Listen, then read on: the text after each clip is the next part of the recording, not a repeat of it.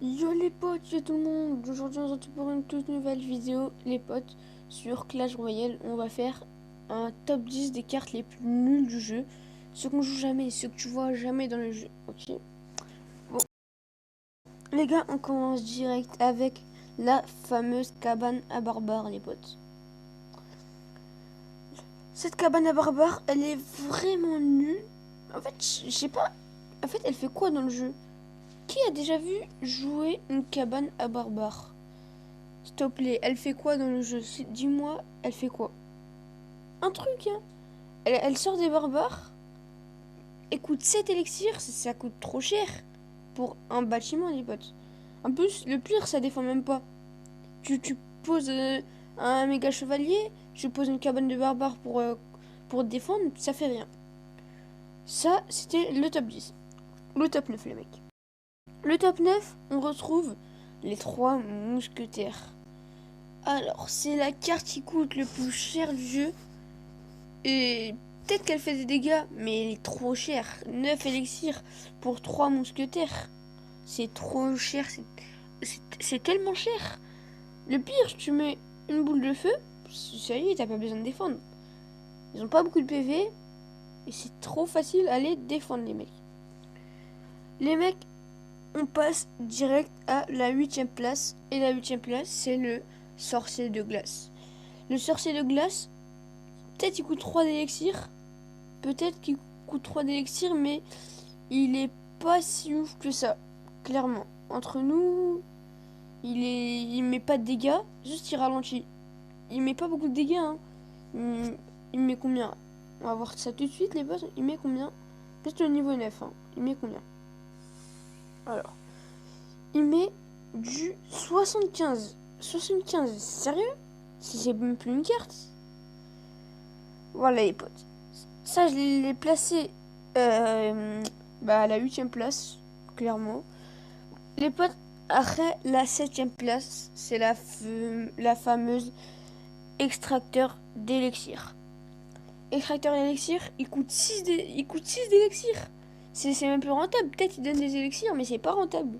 6 d'élixir pour à la fin t'en donner, je sais pas trop, mais environ 7, 6, c'est pas vraiment rentable. Et en plus, tu mets un séisme, mais bah, la tour, enfin, les créateurs d'élixir, il sert à rien. Clairement.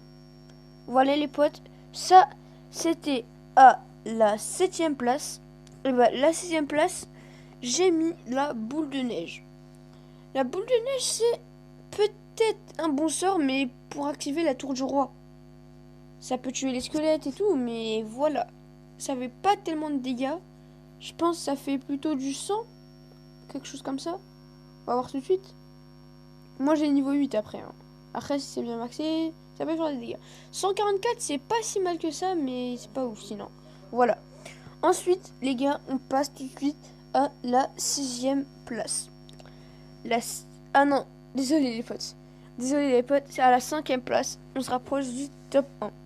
5ème place, il y a la cabane à gobelins. La cabane à gobelins qui peut être pas mal pour gratter surtout. Ça, c'est des decks bâtiments pour bien gratter. La tour, ça peut être bien.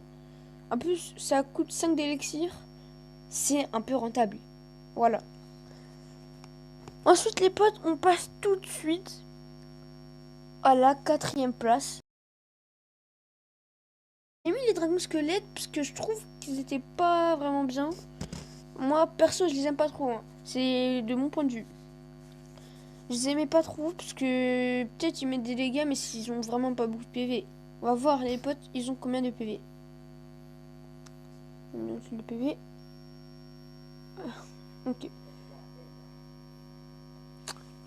Ok. Les potes, ils ont 440 de PV. Et vraiment, c'est pas beaucoup. Voilà les potes. On va passer à la 3ème place. La 3ème place, j'ai mis la foudre. J'ai mis la foudre parce qu'elles peuvent vraiment être pas mal. Mais le point négatif, c'est qu'elle coûtait trop cher. Elle coûtait vraiment trop cher. Et en plus, des fois, c'est pas peut-être des bugs, vous me direz en commentaire, mais en gros, imaginons, tu mets un fût à gobelin sur ta tour, un pré-shot, bah la foudre elle va toucher les 3 gobelins au lieu de la tour. Et ça c'est un peu dommage. Si la tour elle reste 1 PV, bah tu mets une foudre et l'autre il met un feu à gobelin, il pré-shot, bah voilà quoi. Et surtout le point négatif c'était qui coûtait 6 élixirs les potes. Les potes, on passe tout de suite à la 2e place les potes. Deuxième place j'ai mis le clonage. Le clonage, il peut être trop fort dans des decks molos. Il peut être fort. D'ailleurs, les potes, regardez mon deck molos, moi. Il est pas vraiment maxé, mais bon. Le clonage, il est niveau 8, c'est pas ouf. Voilà, les potes, avec le molo, ça peut être tellement fort. Oh là là, ça peut faire des dégâts de ouf. Hein. Tu mets le clonage sur le molos. Bah après, ça fait un truc de ouf les potes. Essayez, vous allez voir. Mais le point négatif, c'est que tu mets une balle, ça meurt. Vous pourrez me dire dans les commentaires aussi, ça sert à quoi d'améliorer du clonage les potes? Ça sert à quoi? À rien, non? Ça fait rien. Je vois pas, parce que tu mets une balle, ça meurt. Dites-moi dans les commentaires, ça sert à quoi les potes s'il vous plaît? Parce que vraiment, je suis bloqué sur cette question et j'arrive vraiment pas à savoir. Du coup, si vous pourrez me dire, ce serait très sympa de votre part. Et là, les potes, on arrive à la première place. La première place, j'ai mis le golem d'élixir. Golem d'élixir, voilà, parce que je sais que dans les abonnés, il y a vraiment beaucoup de gens qui le jouent. Mais le vrai point négatif, c'est qu'il donne de l'élixir aux autres quand ils meurent. Et ça, c'est le plus grand des points négatifs sur le golem d'élixir. Sinon, il met combien de dégâts, les potes? On va voir ensemble, il met combien de dégâts? Il met 211 dégâts, ce qui est plutôt pas mal. 162 par seconde. Ouais, c'est pas mal, hein. C'est pas mal. Voilà, les potes. Bah, les potes, c'est la fin de cette vidéo. C'était les top 10 des cartes les plus nulles.